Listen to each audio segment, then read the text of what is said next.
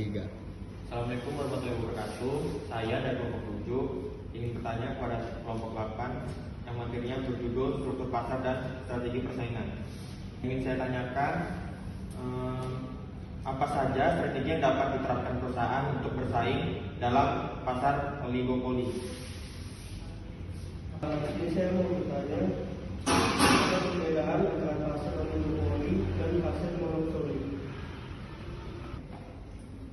Baik, sini saya mau bertanya bagaimana karakteristik pasar persaingan sempurna dan pasar monopoli. Baik, saya ingin menjawab pertanyaan dari kelompok 7. Pertanyaannya, apa saja strategi yang dapat diterapkan perusahaan untuk bersaing dalam pasar monopoli? Strateginya ada 11. Yang pertama, diferensiasi produk. Yang kedua, harga kompetitif. Yang ketiga, kampanye pemasaran dan iklan yang agresif. Yang keempat, strategi non harga. Yang kelima, aliansi dan kemitraan strategi. Yang keenam, penetrasi pasar. Yang ketujuh, pengembangan produk baru tujuan. Yang ke-8, harga penembus. 9, predatory pricing. Ke-10, koalisi atau collusion. Yang ke-11, penetapan harga berdasarkan segmen pasar. Ya, saya akan menjawab pertanyaan tentang apa perbedaan antara pasar oligopoli dan pasar monopoli. Pasar oligopoli dan pasar monopoli adalah dua jenis struktur pasar yang sangat berbeda dalam hal jumlah dan peran pihak yang terlibat dalam transaksi. Perbedaan utama antara keduanya, yang pertama ada jumlah pihak yang terlibat.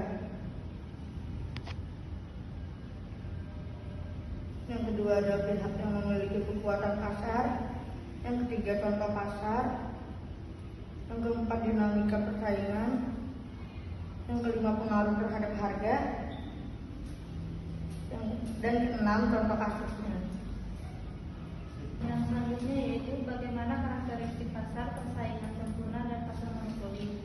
Pasar persaingan sempurna dan pasar monopoli adalah dua jenis pasar struktur pasar yang sangat berbeda. Masing-masing memiliki karakteristik unik yang mempengaruhi cara beroperasinya pasar tersebut. Bagaimana harga ditentukan dan bagaimana perusahaan bersaing. Berikut adalah karakteristik utama dari kedua jenis pasar ini, yaitu karakteristik pasar persaingan sempurna. Pasar persaingan sempurna adalah struktur pasar yang ideal dan jarang ditemukan dalam dunia nyata, dan di mana banyak perusahaan bersaing dan tidak ada satupun yang memiliki kekuatan dan mempengaruhi harga pasar. Daniel dari kelompok 8 yang ingin bertanya kepada kelompok 7 tentang teori biaya. Pertanyaannya yang pertama, bagaimana konsep biaya peluang diterapkan dalam pengambilan keputusan manajerial?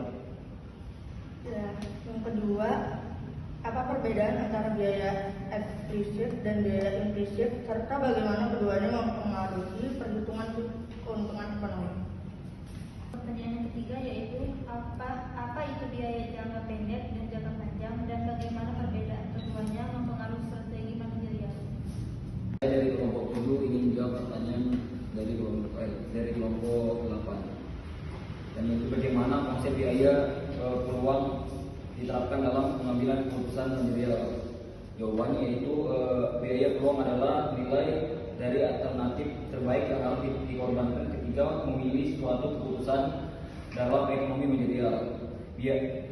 Biaya peluang membantu manajer mengevaluasi apakah sumber daya perusahaan digunakan secara optimal. Misalnya, jika perusahaan memiliki modal untuk berinvestasi dalam dua proyek